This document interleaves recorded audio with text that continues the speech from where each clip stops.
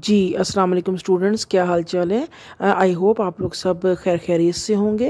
अच्छा जी, ये मेरा चैनल है, नाम है royal apex judicial institute for legal eagles.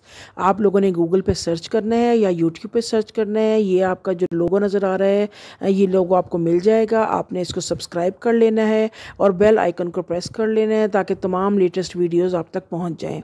हमारा जो सब्जेक्ट है वो है इंट्रोडक्शन टू लॉ और ये है लेक्चर नंबर 1। अब लेक्चर नंबर 1 स्टार्ट करने से पहले हम डिस्कस कर लें कि इंट्रोडक्शन टू लॉ जो आपका कोर्स वर्क है, इस कोर्स आउटलाइन में जितने भी टॉपिक होंगे उस हर टॉपिक के ऊपर आपको लेक्चर मिलेगा और पूरे लेक्चर की ये सीरीज़ होंगी और आपने हर लेक्चर को बड़े ध्यान से सुनना है। तमाम मटेरियल जो उसके अंदर है, रेलिवेंट डाटा जो है उसको नोट डाउन करना है। जब आप एक लेक्चर को ख़त्म करेंगे, लेक्चर नंबर 1 फॉर एग्जांपल आप ख़त्म करते हैं, तो आपका एक क्वेश्चन तैयार होगा। जितने लेक्चर होंगे उतने ही आपके क्वेश्चन तैयार हो जाएंगे और क्वेश्चन इस पैटर्न पे तैयार होंगे कि आपका सब्जेक्टिव पार्ट भी तैयार होगा और आपका ऑब्जेक्टिव पार्ट भी। इस तरह इस पैटर्न के ऊपर आपने ये सारे वीडियो लेक्चर सुनने हैं मेरे, ठीक है।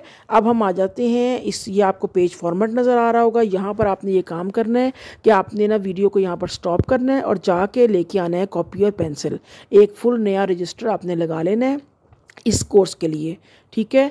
अब आप ले आए होंगे, आई होप आप लोगों के पास कॉपी पेंसिल वगैरह होगी। अब आपके पास सामने ये जो पेज शेयर हो रहा है, जो फॉर्मेट मैंने पूरा बनाया है, इस तरीके पे आपने अपने रजिस्टर में एक बीच में लाइन लगा लेनी है, एक साइड पे एमसीक्यूज़ के लिए जगह छोड़ देनी है। ये आपका ऑब्जेक्टिव पोर्शन तैयार होगा और दूसरी तरफ आपको जहाँ पर नज़र आ रहा है lecture number 1 question number 1 and answer, यहाँ पर आपने जो रेलिवेंट क्वेश्चन होगा, रेलिवेंट आंसर होगा, वो मटीरियल तमाम लिखते जाना है।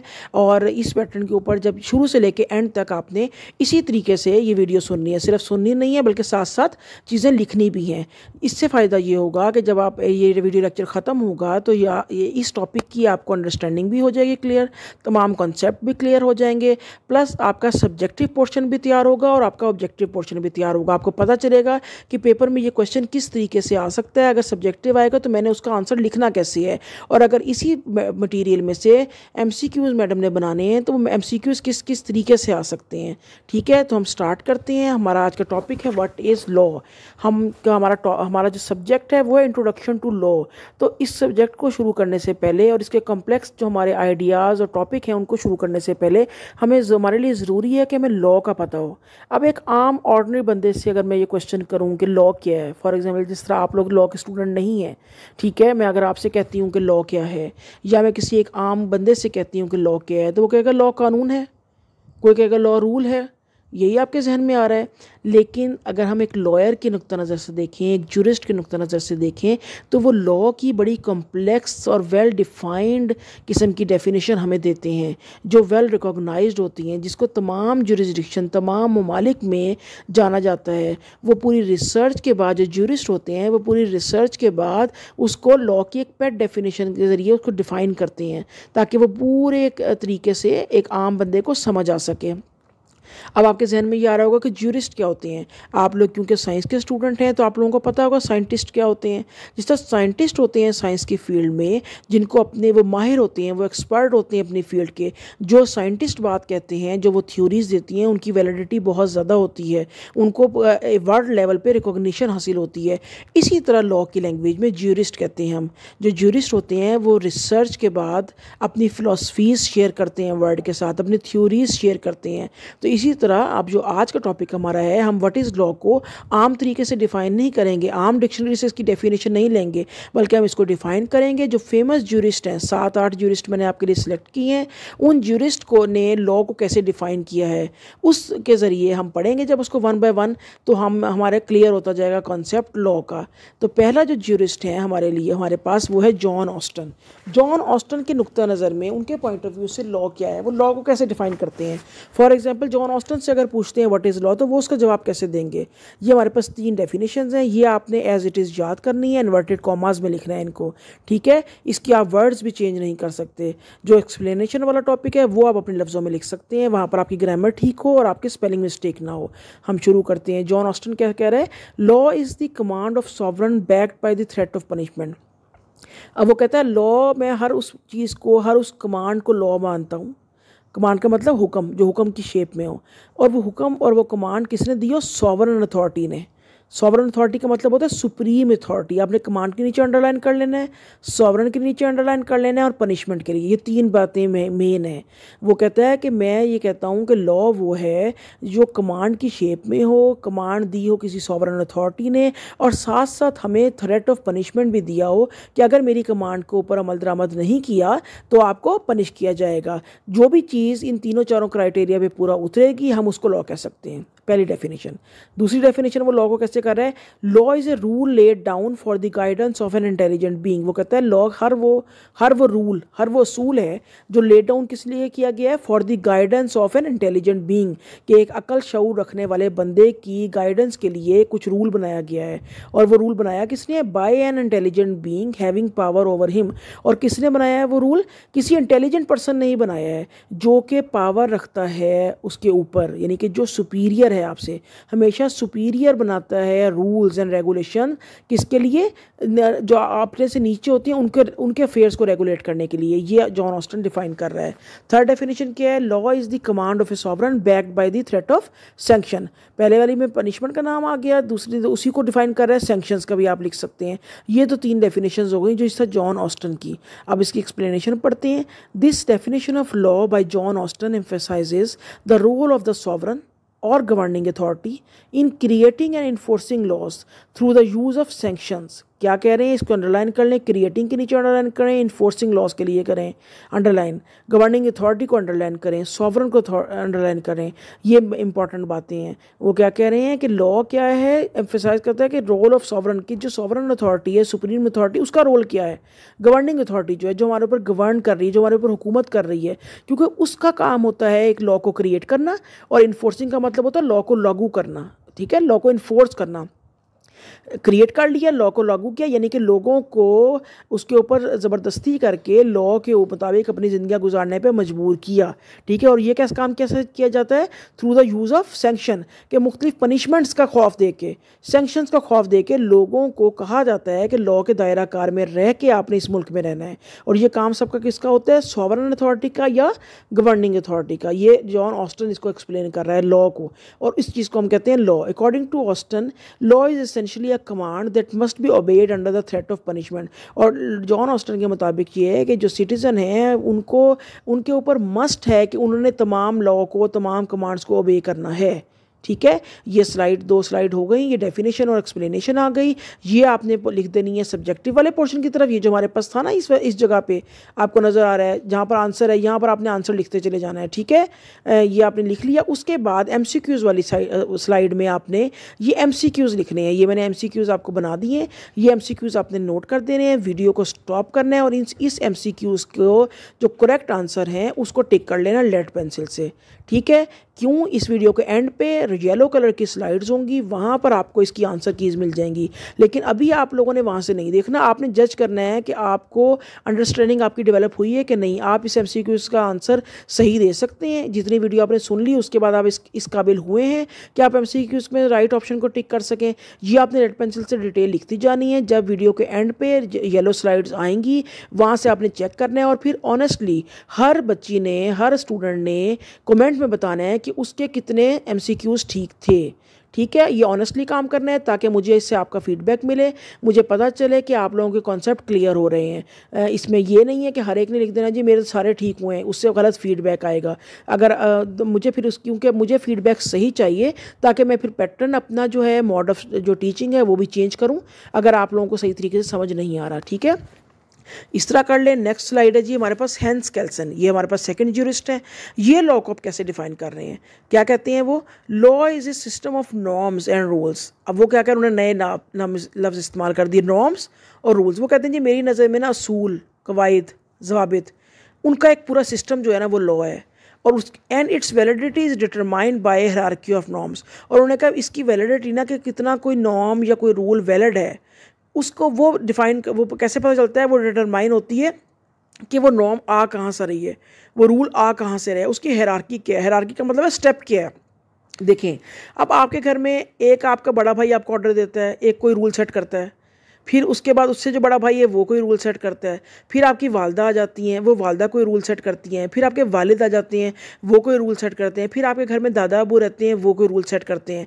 तो अब ये हायरार्की आप समझें, जो आपके दादा अबू की हायरार्की है वो सबसे ज़्यादा पावर में है, उनकी जो बनाया गया रूल है या जो नॉर्म है वो आप ज़्यादा मानने पे मजबूर हैं, अगर नहीं मानेंगे तो ज़्यादा कॉन्सिक्वेंसेस और डांट पड़ेगी। उसके बाद आपके वालिद साहब का दर्जा आ जाता है, फिर आपकी वालदा का दर्जा आ जाता है, फिर आपकी बड़ी बहन का आ जाता है, फिर आपका बड़ा भाई आ जाता है और फिर आप हैं। तो ये हायरार्की सेट हुई हुई है। अब वो कहते हैं, हेंस केल्सन कहता है कि इस हायरार्की के मुताबिक देखा जाता है कि रूल्स और नॉर्म्स सेट कौन कर रहा है। जिस तरह ये मैंने मिसाल दी आपको घर की, तो आपको समझाने के लिए, उसी तरह हर मुल्क में, हर सिस्टम में एक हायरार्की होती है। ठीक है, वो आगे जाके अब हम पढ़ते हैं तो आपको क्लियर होता जाएगा, समझ आ गई है। नेक्स्ट डेफिनेशन है, the legal order is a close system of norms and each norm is validated by higher and more fundamental norm. उन्होंने कहा जो लीगल ऑर्डर्स, ये ऑर्डर्स है ना सारे, ये क्लोज सिस्टम ऑफ नॉर्म है। लॉ क्या है? क्लोज सिस्टम ऑफ नॉर्म्स हैं, प्रिंसिपल्स हैं, रूल्स हैं, और उनकी वैलिडेटेड कैसे वो होते हैं? बाय हायर और मोर फंडामेंटल नॉर्म, यानी कि लॉ के अंदर भी सुप्रीम लॉ होगा कोई एक, ठीक है, सुप्रीम फंडामेंटल मतलब बुनियादी नॉर्म कोई होगी और उससे नेक्स्ट लॉज बनेंगे, और तमाम जो वो लॉज होंगे, जो वो पूरा क्लोज सिस्टम ऑफ नॉर्म्स होगा, उसको हम कहेंगे लीगल ऑर्डर। ठीक है, इसी को हेंस केल्सन को, अच्छा ये जो दो डेफिनेशन है ये आपने एज इट इज़ याद करनी है। इसी तरह अब जो आपको हेडिंग्स नज़र आ रही है, normative system, pure theory of law और ग्रैंड नॉर्म, ये आपने हेडिंग समझ लेनी है और इसके अपने लफ्ज़ों में आप बयान कर सकते हैं, लिख सकते हैं। ठीक है, नॉर्मेटिव सिस्टम कहते हैं, हेंस केल्सन ने जो थ्योरी दी है ना वो नॉर्मेटिव सिस्टम की देती है। Kelsen often refer to a law as a normative system.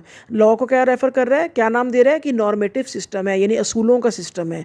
In this context law is seen as a complex web of norms or rules that regulate human behavior within a society। देखें, आप लोगों ने मकड़ी का जाला देखा होगा, web देखा होगा, वो कितना कम्प्लेक्स है। एक गोल गोल उसमें लाइनें होती हैं और फिर वो लाइनें, जो लाइंस होती हैं वो भी इंटरकनेक्टेड होती हैं आपस में, हर लाइन का दूसरी लाइन के साथ लिंक होता है किसी न किसी तरीके से। इसी तरीके से लॉ को हम कहते हैं, जो आपका हेंस केल्सन है वो लॉ को कहता है कि ये कम्प्लेक्स वेब ऑफ नॉर्म्स है, यानी कि रूल्स एंड रेगुलेशन है बहुत कम्प्लेक्स से, और हर रूल्स और नॉर्म का ताल्लुक दूसरे रूल्स और नॉर्म से है। और इन तमाम जो सिस्टम है ना, जो आपका नॉर्मेटिव सिस्टम है पूरा, उसका मकसद क्या है? रेगुलेट ह्यूमन बिहेवियर करना विद इन अ सोसाइटी। एक सोसाइटी में जो इंसान रह रहे हैं उनके बिहेवियर को कंट्रोल करना, उनको उनकी लिमिट में रखना, उनके बिहेवियर को रेगुलेट करना काम है इन लॉज का, इन रूल्स का, इन नॉर्म्स का। These norms encompasses everything from laws and regulation to judicial decision. उन्होंने कहा जो नॉर्म्स हैं, ये जो लीगल सिस्टम है, ये लॉ से लेके जुडिशियल डिसीजन होने तक तमाम चीज़ों को घेराव में ले रखा है इसने अपने। ठीक है, next pure theory of law भी इसी को कहते हैं। Kelsen is known for developing the pure theory of law. Kelsen ने प्योर थ्योरी ऑफ लॉ का कॉन्सेप्ट दिया हमें, ठीक है, लॉ के फील्ड में। विच इज़ द आइडिया, ये प्योर थ्योरी ऑफ लॉ क्या है? That legal analysis should be free from any moral, political और सोशोलॉजिकल कंसिडरेशंस। उसने ये कहा कि जो लॉ है ना, जो लीगल रूल्स हैं, वो बिल्कुल अलग है मॉरल रूल से, पॉलिटिकल रूल से, सोशोलॉजिकल रूल से, कंसिडरेशन से। फॉर एग्जांपल, आपके घर में के साथ जो है हमसाया वो गरीब है और वो आप लोग खुद खा रहे हैं रोस्ट, और जो आपका हमसाया है वो भूखा है, तो ये क्या है? गलत लग रहा है ना, कुछ लग रहा है ना, नाइंसाफ़ी है। लेकिन ये हमारी मॉरल रूल है, मॉरल वैल्यूज़ है हमारी, जो हमें कहता है हमें लॉ बाउंड नहीं कर रहा कि हमने उनको देना है, लेकिन हमने उनकी हेल्प करनी है। हमें मॉरल वैल्यूज़ हमारी बाउंड कर रही हैं कि नहीं, हमें उनका ख्याल रखना चाहिए। तो जो हमारा हेंस केल्सन है वो ये कहते हैं, जैसे साइंटिस्ट करते हैं ना अपने रिसर्च, एक टिपिकल एक टॉपिक पर रहते हैं, इसी तरह ज्यूरिस्ट भी ये कहते हैं कि नहीं, हमने ना चीज़ों को मिक्स नहीं करना, हमने मॉरल वैल्यूज़ को अलग रखना है, पॉलिटिकल एफिलिएशन को अलग रखना है, पॉलिटिकल रूल्स को अलग रखना है, सोशियोलॉजिकल कंसिडरेशन को अलग रखना है, और लॉ को अलग रखना है। सिर्फ प्योर लॉ को ही हम लॉ कह सकते हैं, मॉरल रूल्स को, पॉलिटिकल रूल्स को, सोशियोलॉजिकल रूल्स को हम लॉ नहीं कह सकते। इसी को कहते हैं pure theory of law. From this perspective, law is purely a system of norms that can be analyzed and understood in a systematic way। उन्होंने कहा अगर हम इस लिहाज से देखें, हेंस केल्सन कह रहा है कि वो purely a system of rules है जिसको हमने एनालाइज करना है, उसको अंडरस्टूड करना है, सिस्टमेटिक वे से उसको रिसर्च करनी है, ठीक है, और उसको सेपरेट रखना है तमाम एक्सटर्नल फैक्टर्स से। ये प्योर थ्योरी ऑफ लॉ है। ग्रैंड नॉर्म का कॉन्सेप्ट दिया। ग्रैंड नॉर्म का कॉन्सेप्ट अब क्या है, देखें, केल्सन ने दिया, फर्स्ट टाइम उसने ये टर्म यूज़ करी और ये कॉन्सेप्ट दिया, बड़ा इंपॉर्टेंट है। इसको कहते हैं, ग्रैंड नॉर्म का मतलब होता है फंडामेंटल, या बेसिक नॉर्म, आपका फंडामेंटल लॉ या फंडामेंटल या बेसिक जो चीज़ है ना, असूल है, वो उसे कहते हैं ग्रैंड नॉर्म। जिसके ऊपर बाकी तमाम जो आपका लीगल सिस्टम है ना, उसने डेवलप होना है। जिस तरह पाकिस्तान में देखें तो कॉन्स्टिट्यूशन ऑफ पाकिस्तान हमारा ग्रैंड नॉर्म है, वो पूरे मुल्क के ऊपर लागू है। पूरे मुल्क को हमने रेगुलेट करना है अपने कॉन्स्टिट्यूशन से, और फिर उस कॉन्स्टिट्यूशन से ओरिजिनेट होंगे कई ब्रांचेस ऑफ लॉ। ठीक है, तो कॉन्स्टिट्यूशन ऑफ पाकिस्तान हमारा क्या होगा, ग्रैंड नॉर्म होगा, फंडामेंटल लॉ है हमारा, बेसिक लॉ है, और बाकी उस लॉ से हमें और बहुत सारे लॉज मिलेंगे। जी स्टूडेंट्स, ये हमारा हैंस कल्सन की डेफिनेशन और एक्सप्लेनेशन कंप्लीट हो गई है। ये उसके एमसीक्यूज़ हैं, यहाँ पर वीडियो को स्टॉप कर लें, ये एमसीक्यूज़ लिखें और उसके बाद इसको अटैम्प्ट करने की कोशिश करें, और उसके बाद फिर इसका आंसर आपने टैली करने हैं। इसी पैटर्न पे आपने ये सारा कुछ करना है। नेक्स्ट हमारे पास जो ज्यूरिस्ट हैं वो है एरिस्टोटल। ये भी बहुत फेमस ज्यूरिस्ट हैं। ये कैसे लॉ को डिफाइन कर रहे हैं, law is the expression of the general will of the citizenry and should aim at the common good. अब ये अपने तरीके से, अपने पॉइंट ऑफ व्यू से लॉ की डेफिनेशन दे रहे हैं। वो कह रहे हैं हमारी नज़र में लॉ ये है कि वो एक लॉ एक्सप्रेशन है। किसका एक्सप्रेशन है, जर्नल विल का मतलब मर्जी ऑफ सिटीज़न। जितने भी सिटीज़न जो हमारे रह रहे हैं एक मुल्क के अंदर, उसकी जो जर्नल विल है ना, उसका एक्सप्रेशन हम कहते हैं लॉ। ठीक है, और उसका मकसद क्या होता है जर्नल विल का, कि हमने कॉमन गुड, सबको कॉमन गुड होनी चाहिए। तो जो भी एक्सप्रेशन जो ये होगा, जो भी एक्सप्रेशन होगी जर्नल विल की, जो उनकी मर्जी होगी और वो कॉमन गुड के लिए होगी, तो वो लॉ है। ठीक है, सेकंड डेफिनेशन क्या है, law is the reason that commands what is just and prohibit what is unjust. ये बहुत इंपॉर्टेंट डेफिनेशन है। वो कह रहे हैं लॉ कुछ भी नहीं है, एक कॉमन सेंस है, एक रीज़न है। ठीक है, रीज़नेबल, एक लॉजिकल रूल होना चाहिए, एक लॉजिकल कमांड होना चाहिए, एक लॉजिकल आपकी रीज़नेबल जो है ना रूल होना चाहिए, कमांड और या हुक्म होना चाहिए। किसका, व्हाट इज़ जस्ट, कि क्या चीज़ सही है, and prohibit what is unjust, और उस चीज़ से मना करे जो सही नहीं है। क्या, कि वो रूल या वो कमांड जो हमें कहती है कि क्या जो चीज़ सही है वो करो, और जो चीज़ गलत है उसे करने से हमें मना करे, वो लॉ है। ठीक है, बहुत इजी डेफिनेशन है। ये उसके एमसीक्यूज़ आ गए हैं। ये एमसीक्यूज़ इसी तरह आपने ट्राई करना है, एग्जैक्ट जो ट्रू आंसर है इसका उसको टिक करने का। नेक्स्ट हमारे पास आ गए हैं जी फ़िलासफ़र जो हैं और ज्यूरिस्ट हैं, जेरेमी बेंथम। वो क्या कह रहे हैं, law is a tool for maximising the greatest happiness for the greatest number. देखें, हमारे एक मुल्क के अंदर ना बहुत सारी पॉपुलेशन है, बहुत ज़्यादा पब्लिक है, ग्रेटेस्ट नंबर ये उसको कह रहे हैं। अब उस ग्रेटेस्ट नंबर की ग्रेटेस्ट लेवल पे हैप्पीनेस को हमने देखना है, यही हमने मेंटेन करनी है, पीस तभी मेंटेन रहेगा उस सोसाइटी में। तो उन्होंने कहा लॉ जो है ना वो क्या है, एक टूल है, एक हथियार है, एक तरीकाकार है, एक सिस्टम है। किस लिए, कि वो मैक्सिमाइज़ करता है greatest happiness for the greatest number, कि तमाम पब्लिक की जो ग्रेटेस्ट नंबर में हमारे पास पब्लिक मौजूद है, उन सब की हैप्पीनेस का एक गारंटर क्या है, लॉ है। ठीक है, नेक्स्ट डेफिनेशन क्या है, a law is not a law if it is not useful for the well being of society. Jeremy Bentham कहते हैं कि वो रूल, वो कमांड मेरी नज़र में लॉ नहीं है, वो लॉ कहलाने के लायक ही नहीं है वो रूल और कमांड, जिसकी वजह से सोसाइटी की वेल बीइंग ना हो, जो यूज़फुल ना हो सोसाइटी के लिए। इसके मुताबिक जेरेमी बेंथम का पॉइंट ऑफ व्यू है कि लॉ जो पब्लिक के अगेंस्ट हों वो उनकी नज़र में लॉ नहीं है, वो उसको लॉ नहीं मानते। वो लॉ सिर्फ उसी को मानते हैं जिसमें पीस हो, ग्रेटेस्ट हैप्पीनेस हो, जो आपकी वेल बीइंग ऑफ सोसाइटी है, ये चीज़ें फोकस हो, उसको वो लॉ कहते हैं। ये आपके एमसीक्यूज़ आ गए जेरेमी बेंथम के, इसको आपने उसी पैटर्न पे सॉल्व करना है और राइट डाउन करना है। नेक्स्ट हमारे पास ज्यूरिस्ट हैं जॉन लॉक। जॉन लॉक क्या कहते हैं, law is the established and recorded will of A free and rational agent. अब जॉन लॉक ये कहते थे कि जो इंसान है ना वो नेचुरली फ्री पैदा हुआ है। ठीक है, अब जब वो फ्री पैदा हुआ है लेकिन उसने पीसफुल तरीके से रहने के लिए सोसाइटी में अपने ऊपर अपनी मर्ज़ी से लॉ को इम्पोज किया है, ताकि तमाम जो सोसाइटी है ना वो आज़ादाना इस तरह ना रह सके, हर बंदा जिसकी जो मर्ज़ी आए वो ना करे, बल्कि वो ये देखे कि सोसाइटी के लिए क्या चीज़ ज़रूरी है। तो लॉ क्या है, is the established and recorded will of A free and rational agent, कि जो इंसान फ्री और रैशनल एजेंट था उसकी एक विल है, अपनी मर्ज़ी से उसने अपने ऊपर लॉ का पूरा सिस्टम इम्पोज किया है। लॉ इज सेकेंड डेफिनेशन क्या है उसकी, law is a rule that allows individuals to enjoy their natural rights without infringing upon the right of other. ये बहुत इंपॉर्टेंट इसकी डेफिनेशन है और बड़ी अच्छी इसकी बड़ी इंटरप्रिटेशन है। देखें, हर बंदे के ना फ्री इंसान पैदा हुआ है, ठीक है, हर बंदे के राइट्स हैं, वो नेचुरल राइट्स हैं उसके, वो इंसान को इंसान होने की वजह से राइट्स हासिल हैं। लेकिन आपको आपका राइट जब तक ही हासिल है, आप उस राइट को जब तक ही इंजॉय कर सकते हैं, उसको अवेल कर सकते हैं, जब तक कि वो क्लैश नहीं करता किसी दूसरे के राइट से।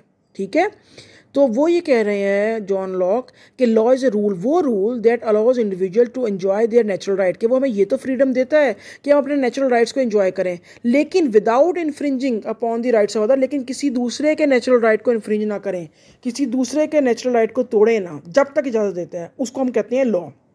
ठीक है, नेक्स्ट हमारे पास आपकी स्लाइड आ गई MCQs की, ये आपने लिख लेने हैं। नेक्स्ट है जी HLA हार्ट क्या कहते हैं, लॉ को कैसे डिफाइन करते हैं। वो कहते हैं law consist of primary rules and secondary rules that make primary rules valid. अब उन्होंने कॉन्सेप्ट क्या दे दिया कि हमारे पास एक प्राइमरी रूल्स होते हैं जो ड्यूटीज़ हैं, और एक हमारे पास सेकेंडरी रूल्स होती हैं जो पावर्स हैं। तो इन सारों को मिला के हम कहते हैं कि ये लॉ है।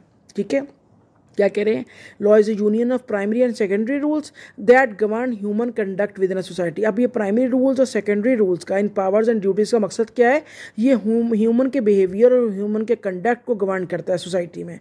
नेक्स्ट थर्ड डेफिनेशन क्या है, law is a system of rules and principles that society enforces through the power of state. अब जो प्राइमरी और सेकेंडरी रूल्स का हमारे पास एक यूनियन है, ठीक है, और एक लॉ है, हम उसको कह रहे हैं सिस्टम है हमारे पास, रूल्स ऑफ प्रिंसिपल्स का सिस्टम है एक पूरा, तो उसको हम इन्फोर्स कैसे कराते हैं हम इन्फोर्स करवाते हैं पावर ऑफ स्टेट के ज़रिए उसको इन्फोर्स कराते हैं। ठीक है, ये अब इसकी एक्सप्लेनेशन आ गई है। HLA Hart definition of law emphasises the role of rules and principles in the legal system. According to Hart, laws are created and enforced by the state through a system of rules and principles that are designed to promote justice and fairness. वो कह रहे हैं क्या, ये general explanation है, अपने words में आप लिख सकते हैं कि लॉज आर क्रिएटेड और इन्फोर्स्ड बाय द स्टेट होते हैं, किस तरह होते हैं, through system of rules and principles. ठीक है, और इन रूल्स और प्रिंसिपल का मकसद क्या होता है, to promote justice and fairness, कि माशरे में इंसाफ हो और फेयर तरीके से माशरा चले। Legal rules are enforce through the use of sanctions, और ये जो रूल्स हैं इनको हम सेंक्शंस के ज़रिए इन्फोर्स करते हैं किसी भी सोसाइटी में।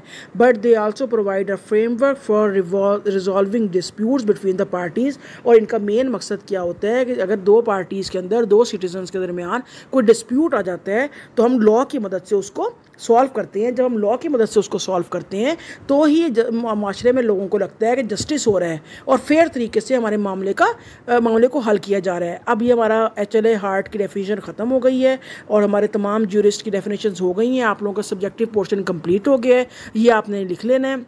आपको एक स्लाइड नज़र आ रही होगी पिंक कलर की, और इसके ऊपर आपको क्वेश्चन मार्क भी नज़र आ रहा होगा। अब आपके जहन में आ रहा होगा कि ये क्या है, ये मैंने आपकी ब्लैंक छोड़ दी है। ये क्यों छोड़ी है कि HLA हार्ट के जो डेफिनेशन है, ये जो हमने तीनों डेफिनेशन पढ़ी है और एक्सप्लेनेशन, इसके MCQs नहीं मैंने तैयार किए। ये MCQs हर बच्चे ने ख़ुद तैयार करने हैं।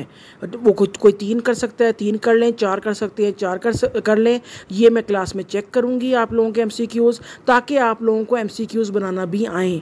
जब हम इस पैटर्न पे तैयारी करते हैं तो मैं आपको हर तरीके से तैयार करना चाह रही हूँ, ताकि आप कल को आपने जाके टीचर भी बनना है तो आपकी वो भी होनी चाहिए ग्रूमिंग। ठीक है, और जब हम एक क्वेश्चन को या किसी मटेरियल को टीचर के पॉइंट ऑफ व्यू से पढ़ते हैं ना, तो वो हमें बहुत अच्छी तरीके से समझ आता है, बहुत अच्छी तरीके से याद होता है, वो कॉन्सेप्ट में बहुत ज़्यादा क्लियर होता है। तो ये आप लोगों ने MCQs बनाने हैं, HLA हार्ट के जो मटेरियल है, डाटा है, और वो फिर मेरे साथ शेयर करने हैं। नेक्स्ट आपको नज़र आ रही हैं ये स्लाइड्स, जिस तरह कि मैंने पहले जिक्र किया था कि येलो कलर की स्लाइड्स होंगी। ये पीछे जितने भी MCQs शेयर हो चुके हैं ये उन सब के आंसर हैं, ये आंसर की है। अब जो आप लोगों ने अपने साथ साथ वीडियो लेक्चर के दौरान जिन बच्चों ने तो मेरे कहने के मुताबिक लेड पेंसिल से आंसर को टिक किया, उन्होंने मैच करना है इन आंसर कीज से, और उसके बाद कमेंट बॉक्स में मुझे बताना है कि किसके कितने आंसर ठीक हैं, और ये काम ऑनेस्टली करना है अगर आप चाहते हैं कि मैं आपकी हेल्प कर सकूँ पढ़ाई में। ठीक है, नेक्स्ट इसके बाद ये हमारा कंक्लूजन है, ये यहाँ पर आपने पढ़ लेना है। ये सारी वही बातें हैं जो अभी तक हमने डिस्कस की हैं, सिर्फ इसको अपने वर्ड्स में आपने एक ही जगह पर कंबाइन करके जिस्ट उसका लिख देना है। ठीक है बच्चों, थैंक यू। ये हमारा लेक्चर ख़त्म हो गया। आपने चैनल को सब्सक्राइब करना है, इसको शेयर करना है अपने अदर क्लास फेलोज़ के साथ, और शेयर करने का तरीका ये है कि आपने चैनल का नाम देना है ताकि चैनल को सर्च करें, और सर्च करने के बाद फिर रेलिवेंट वीडियो पे आके वो वीडियो अपनी देखें। तमाम क्लास के साथ आपने इसको शेयर कर देना है। हर क्लास के हर बच्चे का ये वीडियो देख के और ये मटेरियल जो आप लिखेंगे ये करना कंपलसरी है। ये आप मैं क्लास में चेक भी करूँगी। और आपने अगर आपको ये वीडियो पसंद आई है तो आपने इसको लाइक करना है। और अगर किसी भी किस्म का क्वेश्चन है या कोई भी आपको अगर आप चाह रहे हैं कि आपका पैटर्न जो पढ़ाने का है वो चेंज हो, आपके नोट्स और चाहिए, आपको किसी पॉइंट की समझ नहीं आई, वो आपने कमेंट बॉक्स में कमेंट के ज़रिए मेरे से पूछ लेना है, ताकि मेरे पास तमाम इंक्वायरीज़ हों कि आप लोगों के दिमाग में कौन कौन से क्वेश्चन अराइज हो रहे हैं। मैं नेक्स्ट लेक्चर में उन तमाम क्वेश्चन का जवाब देने की कोशिश करूँगी, नंबर 1। या फिर मैं क्लास में आकर आपके तमाम जो क्वेश्चन होंगे, तमाम जो पॉइंट आपको क्लियर नहीं होंगे वो क्लियर करूँगी। ओके बच्चों, अल्लाह हाफिज़।